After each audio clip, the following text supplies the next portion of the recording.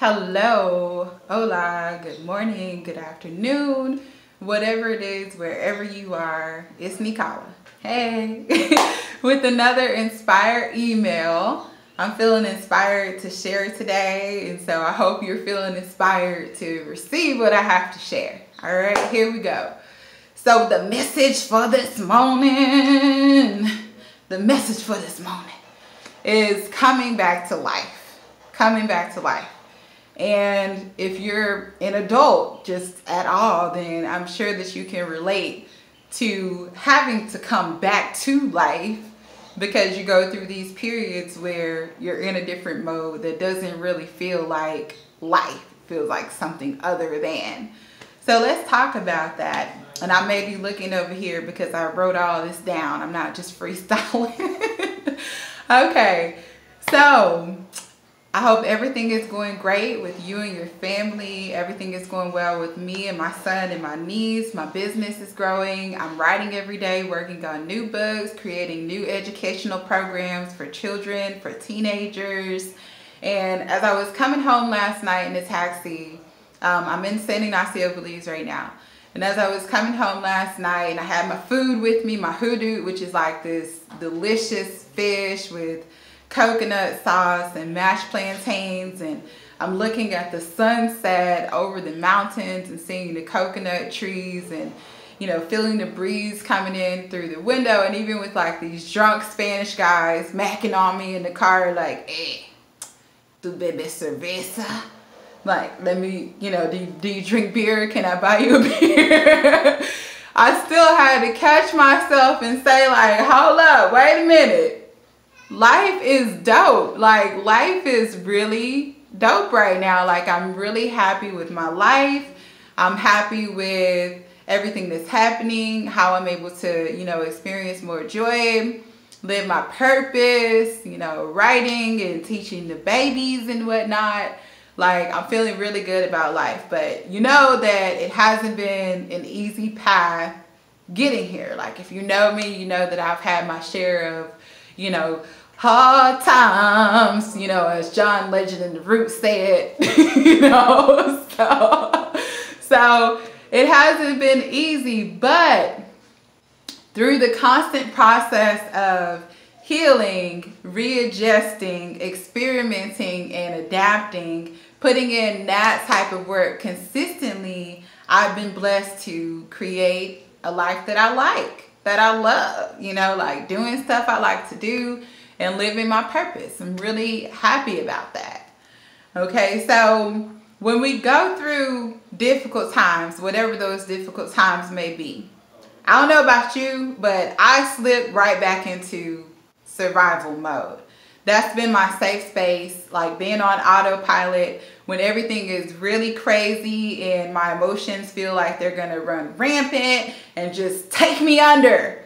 Then I numb myself and I develop a routine. I just, you know, okay, I'm gonna get up, I'm gonna cook, I'm gonna teach the kids, I'm gonna do the minimum work I need to do for today. I'm gonna cook again, I'm gonna clean, I'm gonna spend time with the kids, I'm gonna do some administrative work for my business, I'm gonna go to sleep, I'm gonna wake up, I'm gonna do it again, I'm gonna go to sleep, I'm gonna wake up, I'm gonna do it again, you know, and it just continues to go just like that. There is no energy, you know, to that. There is no joy, there is no life. It's just like, this is what I have to do, so I'm doing it. And when I'm in that automatic type of mode, cooking is just another checkbox. Like, I'm not trying to make gourmet meals. I'm not trying to make, you know, food with flair. I'm like, okay, is there a grain? Is there a vegetable? You know, is there a protein? Okay, good. Put it on the plate. All right, y'all ate. I did that. I fulfilled that responsibility.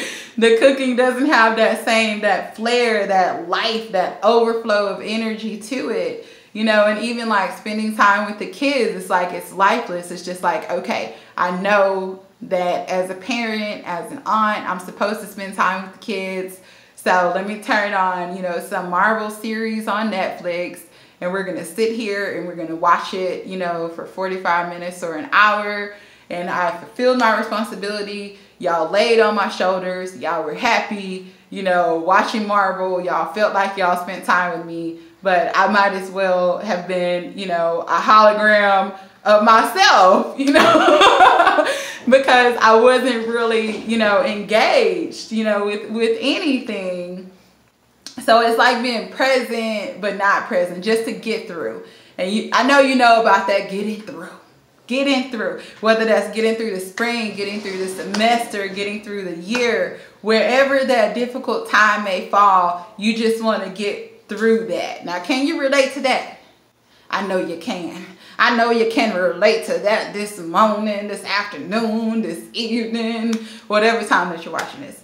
So, you know, if you've gone through that automatic mode where to keep moving forward, you know, you just numb yourself, but your life lacks true joy, true engagement, then yes, you can relate. But that's life.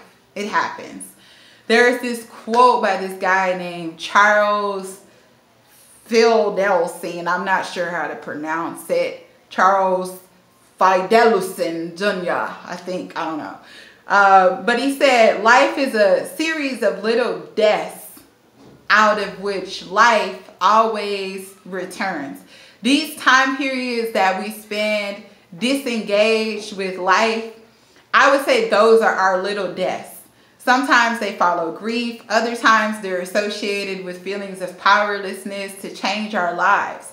Other times it's just an element of survival. Regardless of how we got here, it's not good for us to stay there long term. We basically live as these holograms or these ghosts of ourselves, just serving the necessary functions, but within we're not enthused, we're not enlivened. And how do we come back from that? How do we come back to life? How? Let's talk about that. So the first step is forgiveness. We have to forgive ourselves for dying again. Again, yes. Life is so crazy because it's not linear. It moves in cycles. Just when we think we have our stuff together, then, you know, it's like, boom, we're working out. We're accomplishing goals. We're being social. You know, we're getting it all done. We've been on time for work, or, you know, rocking it out with our business. And it's like, oh, life is great. And then it's like something crazy happens. And then you're like, life is not great. You know, we're back in autopilot, just treating ourselves like this robot again instead of a human being, you know. And even if you've been in this mode like 20 million times, 20 billion times before, forgive yourself and commit to coming back to life again. Okay, eventually we can catch what's happening faster and faster and come back to life with more urgency as soon as we slip into that Walking Dead, you know, zombie mode. We say, oh, I'm the Walking Dead. Oh, let me get back to life. Okay, back to life. So next, we have to evaluate what's happening in our lives. Now, if you just pause right now, if you just think about your life, is your life actually as you desire for it to be? Because we get into habits, we get into routines, and if your life is not as you desire for it to be, you can start to feel powerless over it. Like, well, that's just the way things are. It's like, no, you can change that. Like, you can actually take steps to change how things are right now if it's not how you want it to be. What can you change? Think about that. Like, honestly, what can you change in your life if it's not how you want it right now? So I'll give you a personal example. So, you know, last year I took in my 5-year-old niece. She's about to be 6. And, you know, I was taking more clients for tutoring, for coaching, consulting, and so on, with the digital business piece and, you know, educating children, blah, blah, blah. So as I was doing all these things, I managed to slip into a schedule where I did not leave time for myself. Like, did not leave time for myself. Like, at first I was going to the gym, and then it was like I booked a student at my gym time. And then it was like, oh, I don't have time to, you know, go to the gym anymore, because by the time I catch a taxi all the way to town, go to the gym, catch a taxi all the way back, you know, during that time I have things scheduled. So it's like, okay, well, I'll just work out at home. And then that started kind of slipping through the cracks. you know, and then, you know, the chill time is taken away. Don't have time to chill. Don't have time to work on new books. Don't have time to do things that I enjoy, that bring me life. And then it's like, well, it doesn't really matter. I just need to be a good parent and, you know, bring in good income. And, you know, that's the most important thing. And some people would say that's being a good parent, but that's not true. That's not really true. If you're going to be a good anything, you have to be good to yourself first. We have to be good to ourselves first to be a good anything. I have to be good to myself. So once I realized that I created this lifestyle that didn't serve my needs, and as a result, I was starting to feel kind of sad, kind of, you know, powerless, like my light was extinguishing.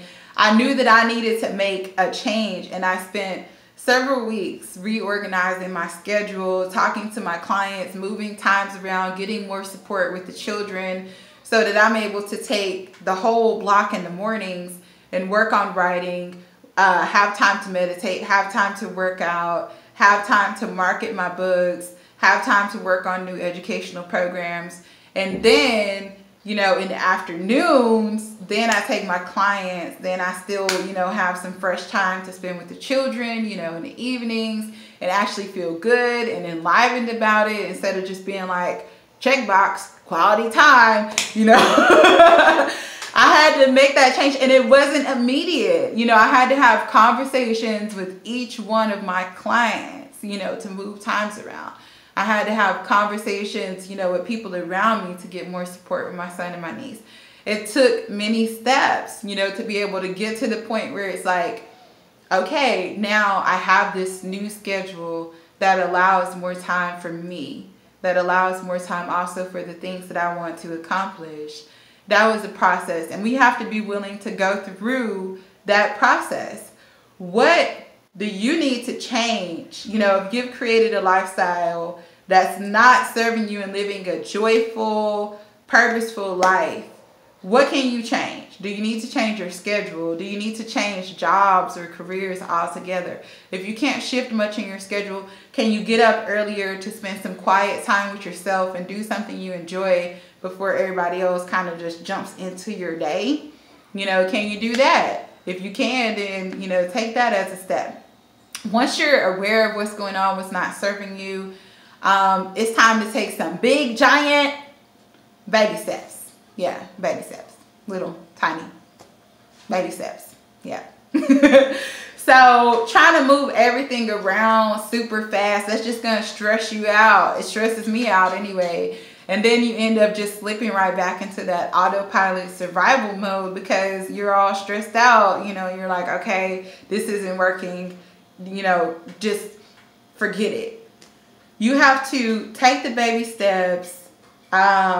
You might not even know what you enjoy anymore. A lot of people don't know what they like, what makes them happy because they haven't been focused on that for so long. So one step you can take is to experiment. Try out some random things, you know, like on Groupon or whatever. You know, go do painting with the twist. Go do indoor skydiving. You know, go to a festival, go take a ceramics class, you know, just do something random that you might like and see if you might like it. Because with experimentation, there is life. You know, where there is experimentation, there is energy, so there is life. Another baby step is to write down some new goals for yourself. Like, don't write some old, you know, salt-free, I want to make money to support my family and achieve the basic functions of being a Homo sapien type of goals. You know, like, we know that you need to be a Homo sapien. We know that, like, you need to move, you know, you have to have some type of exercise, you know, in your routine so that you can be healthy. We know that you need to be able to accomplish certain things financially to be able to support your family. Those are salt-free goals. Like, yeah, you need them for nutrition in your life, but that's not what's bringing the flavor, you know, the smoked paprika, you know, the curry, the Jamaican curry seasoning. We need some of that in the pot. You know, you want to learn what? Horseback riding? Okay? Throw that in there. You want to go on a road trip across the U.S.? Throw that in there. You want to visit a new country? You want to write a book? You want to do an online course? You want to like just go chill in Amsterdam or Bali for a while? You want to set that as a goal? Like whatever it is, like put some flavor in your pot. Put some flavor in your pot. You know, all these people talking about, I don't know if you've seen this whole thing with old boy from Black Panther who played T'Challa, and he was like, I don't want to eat Karen's potato salad. It doesn't have any seasoning. And she put something unnecessary into it like raisins. And it's like some of our goals are like Karen's potato salad. Put some flavor in your goals. Put some flavor in the pot. So there's a litmus test to tell you if your goals are whack or not. So here's the litmus test. I had to pause for a second, drink a little water. Okay, so here's the litmus test. So if you do not feel an excitement, a fire in your belly when you write down your goals are whack. They're probably whack. You know, they're just a list of things that you need to do to take care of everybody else around you, and they're not about enjoying your life. You might be thinking like, well, my life is not about me. Or if I enjoy my life, everything will fall apart. None of that is true. It's your life, so you're supposed to enjoy it. Of course, it's about you. You can take care of all your responsibilities and still take care of yourself. You can say no to others sometimes too, and they're going to be okay. Even your children will be okay if you say no to them sometimes. You know, there are things that they can do on their own. Like, you know, I have my son prepare breakfast a lot of times for him and my niece. And he likes doing that. He likes saying, oh, taste how I flavored the oatmeal. You know, I really want you to taste it. Isn't it great? You know, he feels proud of himself. And that takes some stress off me because I'm not, you know, feeling like I have this obligation, like, you know, to feed them by a certain time. You know, because they're able to do some of those things for themselves. There are some things that you can cut out. And it will still be win-win, even though you're no longer the person that's managing that particular responsibility. Take some of that stress off yourself right now and just think about it. If no one depended on you, what would you do with your life? You know, I know it's a crazy question to think about, but if no one depended on you, what would you do with your life? And, you know, some of you might say, I wouldn't do anything. I would just, you know, chill all day. Or some of you might have like more ambitious goals, and like all of that is okay. None of that is wrong, because you can include an element of that in your goals. You can create a space where no one depends on you for at least a few hours a week. You know, if nobody depended on you and all you would do is just chill all day, some of y'all might, you know, or, you know, play basketball, you know, or just play video games, or, you know, just lay down and do nothing. Like maybe you can include some of those things in your life now, and you can still meet your responsibilities. And then some of you would say, well, I would travel the world, or, you know, I would do more ambitious things. I would, you know, paint a series, you know, or learn to play violin or guitar or whatever, you know. If you would do those things, then you can do a little bit of that now. You can put a little bit of that into your life now. And that's going to bring more joy, more enthusiasm to your life. Don't always put yourself on the back burner. Like, you got to move you to the front burner, you know, sometimes. If that's just for, you know, a little time each day, or for one day a week, or even for a few hours a week, you got to move yourself to that front burner sometimes, you know, so that you don't just simmer so long that you just simmer on out, you know. So the next series of steps, once you've taken those steps, is getting to know yourself again. And that's a process. getting to know your beauty, your uniqueness, your humor, what makes you smile, what makes you laugh, what makes you feel that surprising rush of life into your chest. Get to know yourself like you're getting to know the love of your life. You know, because we'll do things for the love of our life that we wouldn't do for ourselves. You know, we be feeling somebody, whether that's our, you know, our boo thing or, you know, husband or wife or whatever. And they'll be like, oh, my back hurt. We'd be like, oh, let me give you a massage. Or let me book you a massage. Or let me do something, you know, to make you feel relaxed, to make you feel special. But then we don't always treat ourselves, you know, that same way. So it's like, treat yourself like that. Treat yourself like you're trying to woo yourself. You know, like you've been pursuing yourself, but yourself been playing hard to get. And so now you got to try new methods. Like, oh, you know, you're running away from me. I need to do something to woo you. Let me go get you a massage. Let me get you something special. Let me take you out for a night on the town. You know, get to know yourself and love on yourself just like that. You know, and value yourself. Value yourself like you value a little vulnerable little baby. You know, when we have babies, we say, okay, I don't want anybody touching my baby with dirty hands. I don't want anybody coughing on my baby and whatnot. And then, you know, for ourselves, we'll just continue to spread ourselves thin. You know, we won't set boundaries. We won't protect ourselves.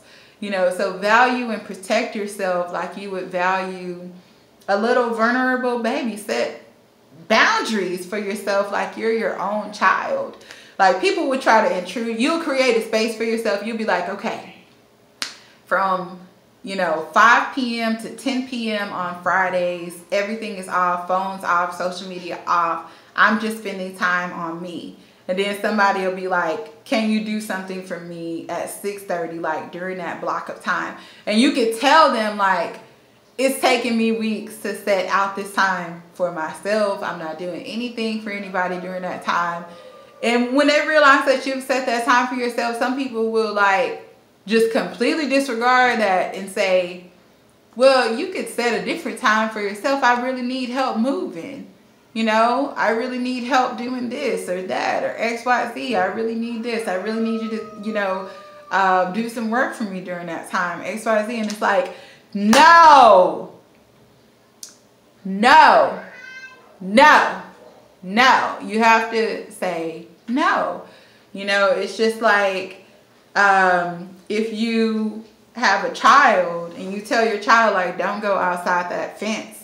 You know, it's not going to be like, okay, well, you can go outside that fence by yourself, you know, this percentage of the time, if you know that's not, you know, a safe thing to do. And so the same way you make this fence for yourself and you're clear on your boundaries and you don't negotiate on your boundaries, you know, for anyone, you know, unless it's like a severe emergency. You're not negotiating on your boundaries. You have to create that space for yourself. Like, it's essential. And give yourself room to grow into this new pattern of taking care of you, because it's not going to be an overnight thing. Be patient with yourself. If you stumble at first, commit to yourself. Do a little something to make yourself happy every day. Revisit your goals very often, you know, even daily. Coming back to life is not like turning on a light. It's not just like, oh, I'm back to life. Oh, okay, I'm here. No, it's a process, the same way that it was a process for you to go into that autopilot mode. Give yourself time to bloom again. Like when you have a plant and then the leaves, they're starting to turn yellow. Some of them are brown, some of them are wrinkled, some of them are falling off. You have to pull away those dead leaves, pull away those things that no longer serve you. You have to water it every day. You have to give it sun every day. And then after some time, then it will be green. It will be vibrant again. It will grow. But it's not just going to be like, oh, look, I haven't been taking care of my house plant. You know, let me water it one time. Oh, boom, it's green. That doesn't happen, right? And so the same way, you know, we don't operate like that. So we have to give ourselves time to be able to grow back into a healthy pattern. You are that plant, and it's your time. It's your time to come back to life. Peace. Just email me or leave a comment or whatever if you have any questions, comments. I definitely want to hear back from you and how you're going to, if you are in that autopilot mode, how you're going to bring yourself back to life. Holla at me.